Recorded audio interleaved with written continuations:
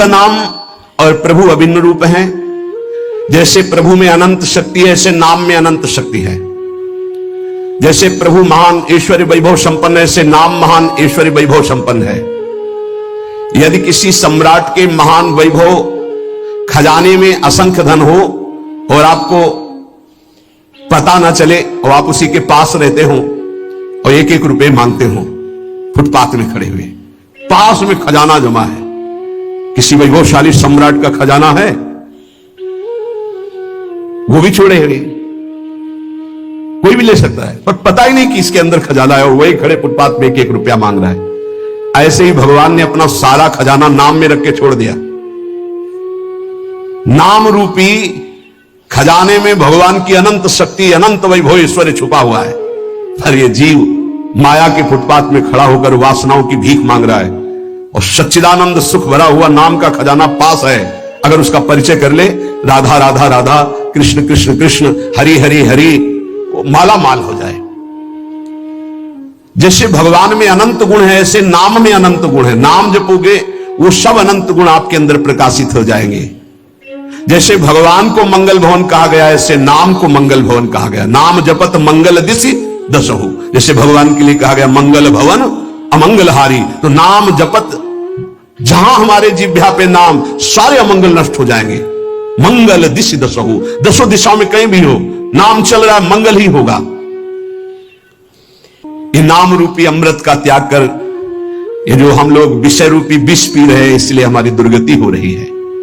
अतएव बुद्धिमान मनुष्य से ये प्रार्थना है, बुद्धिमान इसलिए कि वही बुद्धिमान जो हमारी प्रार्थना सुनेगा।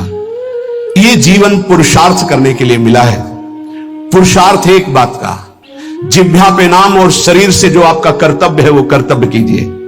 लेकिन जीवन जीने के लिए कर्तव्य होता है और जीवन की पूर्णता के लिए नाम होता है। अगर जीने के लिए केवल कर रहे हो और जो मिला उससे जी रहे हो, तो जी किसके लिए रहे हो? बस ये अधूरी बात पूरी कर लो।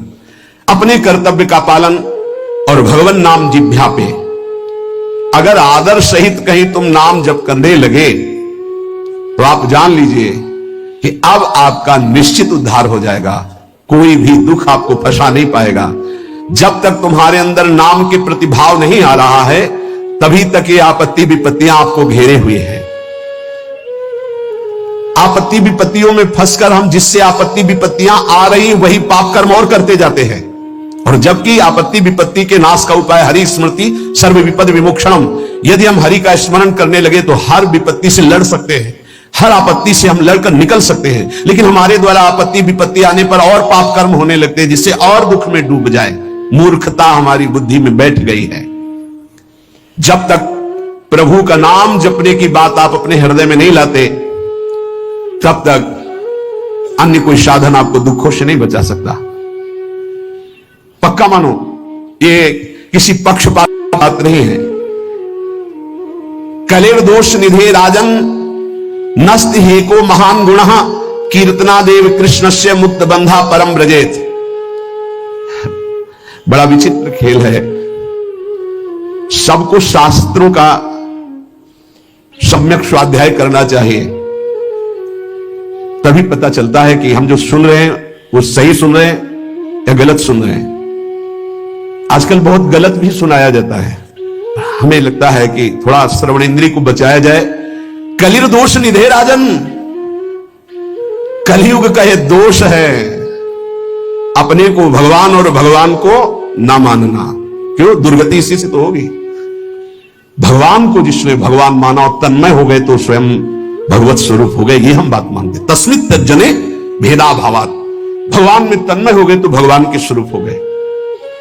भगवान से अलग आप लोगों को शायद इस बात का पता ना हो, जब गंगा जी की बाढ़ आती है तो विशाल धारा हो जाती है और जब घटती है तो 2-3 भाग हो जाते हैं। तो प्रधान धारा से जो भाग अलग हो गया उसका विज्ञजन, शास्त्र ज्ञानी जन आचमन भी नहीं करते, स्पर्श। उसको जानते हो क्या कहते हैं? गंगौघ, गंगा का पाप। उसको उसमें कभी अवगाहन नहीं करते जो शास्त्र के ज्ञानी, अब गांव के नहीं जानते बेचारे। गंगौघ उसे कहते हैं। ऐसे ही जो धारा से अलग हुआ वो गंगौघ जल, ऐसे ही जो भगवान से अलग हुआ वो पाप के सिवा और कोई शिक्षा नहीं दे सकता। कौन ऐसा आज तक ज्ञानी प्रकट हुआ भूमंडल पर जिसने भगवान की सत्ता को न माना। दो प्रकार से भगवान का भजन होता है, एक निराकार, एक साकार। सगुण साकार, निर्गुण निराकार मानते हैं। वही निरंजन मायातीत है, वही त्रिगुण माया को रचता है, और वही योग माया के द्वारा प्रकृति को अधीन करके अपने रूप को प्रकाशित करता है। बहुत कुछ लोग बहुत बाक चापल्यता कि फिर तुम नारायण को मानते हो, हरि को मानते हो, मान लो ब्रह्मा के पिता भगवान विष्णु, तो विष्णु के पिता कौन है बताओ? विष्णु के पिता कौन? मूल का कोई मूल होता है क्या? श्री कृष्ण चंद्र जो गीता में कहे ऊर्ध्व मूलो मधा शाखा, समझ में नहीं आ रहा। मूल का कोई मूल होता है? मूल का तो सबका मूल वो खुद है। शंकर जी के ब्याह में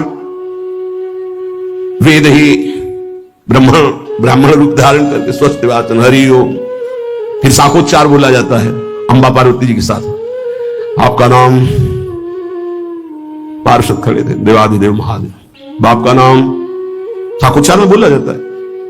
महादेव जी ने इशारा किया, चतुर्मुख ब्रह्मा जी बच्चे बोलो पितामह है ना, ब्रह्मा जी बाबा का नाम, बोले हरि को बोलो, बोले हरि, पर बाबा का नाम, बोले शिव, बोले तो पहले बेटे का नाम बोला था, तो बेटे भी हमें, बाप भी हमें, पर बाबा भी हमें है। कैसे चलोगे इनको? अरे यही है, सबके मूल है। बहुत बचने की जरूरत है, बहुत बचने की। बड़ा संस्कार पड़ता है, कुसंग से बचिए। ये जैसे सत्संग का प्रभाव होता है, ऐसे कुसंग का प्रभाव होता है। ए भाई, हर कण में भगवान है। आप जब भगवत भावना करते हो, आप जहां से भावना करते हो वहीं से भगवान आपको अनुभव करा देंगे। आज आप पत्नी की भावना करते हो तो मेरे प्राणनाथ पत्नी के रूप में है। जब वो अंदर से चले जाएंगे तो आप पत्नी के शरीर को 24 घंटे नहीं रख सकते अपने पास, क्योंकि मेरे प्राणनाथ अंतर ध्यान हो गए। वही है, कण कण में है। बस हमें लगता है कि सत्संग की आड़ में कुसंग जो होता है उससे बचना चाहिए। श्री सुखदेव जी से बड़ा कोई ज्ञानी है जिन्होंने बरहा पीडम नटवर बपुः कर्णयो कर्णिकारम बिभ्रदवासा कनक कपिशम वैजयंतीम चमालाम गंधान मेणो रधर सुधया पूरयन गोप वृंदई, जो ये शोभा सुन करके 18,000 श्लोक, जो अपने ब्रह्म स्वरूप पिता भगवान व्यासदेव के पुकारने पर पीछे नहीं मुड़े, और श्लोक सुनने पर उन्हीं के चरणों में बैठकर 18,000 श्लोक सुने, वो श्री कृष्ण क्या है? आद्य गुरु भगवान शंकराचार्य जी के ध्यान का विषय गोप मंडली में विराजमान श्री कृष्ण। आप देखो उनके स्तोत्र पढ़कर। अरे वो जब राजा के यहां शरीर में प्रवेश करके और ये अनुभव करना चाहते थे काम सुख का कि कौन श्रेष्ठ है, जब प्रयाग में प्रश्न हुआ था, तब मोह मुदगल स्तोत्र की पहले रचना की थी कि ऐसा ना हो कि उस शरीर में जाकर आसक्त हो जाए। इसलिए भज गोविंदम गोविंदम भज मूढ़। समझ में नहीं आता कौन सा ज्ञान आजकल प्रकट होता है कि भगवान को भगवान मानने में नहीं। बहुत विचित्र है, बहुत विचित्र। बहुत बच के रहना। श्रवणेन्द्री को कलेर दोष निधे राजन नस्ते हे को महान गुण, इसमें सब दोष ही दोष का आपको मेला मिलेगा। महान गुण एक है, श्री कृष्ण कीर्तनस्य। नाम कीर्तन, नाम जप अगर नहीं है तो बुद्धि को शुद्ध करना। कौन ऐसा है जो पर ब्रह्म परमात्मा तत्व भगवान श्री राम, श्री कृष्ण, भगवान श्री शिव को नहीं जानता है? कौन ऐसा ज्ञानी आज तक हुआ? हमें तो ऐसा नहीं मिला। तदात्म भाव से ज्ञान में जो ये कहा जाता है मैं ही ब्रह्म, ये भी भक्ति है। स्वरूपानुसंधान, तदात्म भाव, एक ही भाव, प्रभु में तन्मय भाव होकर के एक ही भाव से वो परम पद को प्राप्त होते। कोई निषेध नहीं है, सिद्धांत है। बूंद कभी समुद्र नहीं बन सकती, पर समुद्र में गिर जाए तो समुद्र हो जाएगी, पक्का। आज तक कोई महात्मा सूर्य बन के दूसरा चमका हो तो हमें बताना। एक प्रकृति की रचना के नियम का कोई परिवर्तन नहीं कर सकता। तरंग लय हो गई समुद्र में, वो समुद्र ही है, इसमें कोई संशय नहीं। पर तरंग समुद्र की रचना कर दे, ऐसी आज तक कहीं कोई बात नहीं सुनी गई। हम ब्रह्माकार वृत्ति करके ब्रह्म स्वरूप में लीन हो गए, ये सत्य बात है। लेकिन जिस प्रकृति की रचना को तुम देख रहे हो उसी ब्रह्म का ये ऐश्वर्य है। भला इसका कोई परिवर्तन करके दिखा दे। बहुत बहुत चाहे जितना तपस्वी ज्ञानी ध्यानी, विश्वामित्र जी ने थोड़ा प्रयास किया कि नए स्वर्ग की रचना करके त्रिशंकु को भेजूंगा, वहां से धक्का लगा दिया।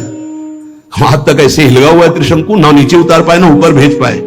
नई सृष्टि की रचना करना, लेकिन कौन कर सकता है? भगवान के सामने किसी की नहीं। उनकी इस प्रकृति का कौन परिवर्तन कर? ऐसे ऐसे महात्मा हुए, समुद्र को अंजुली में पी गए, लेकिन परिवर्तन कर सकते हैं?